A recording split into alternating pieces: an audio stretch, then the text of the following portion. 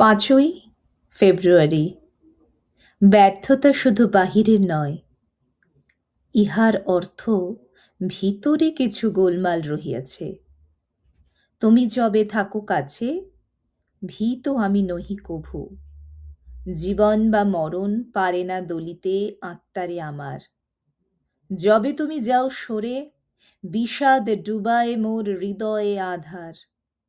ভুলে যাই ডাকিতে তোমায়, ঊর্ধ্বপানে চাই খুঁজিবার আসে।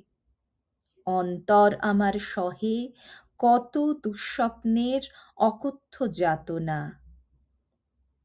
সত্যই আমরা আত্মার স্বরূপ, আমাদের অন্তর্ভাগ রহিয়াছে ভগবানের সত্তার মধ্যে।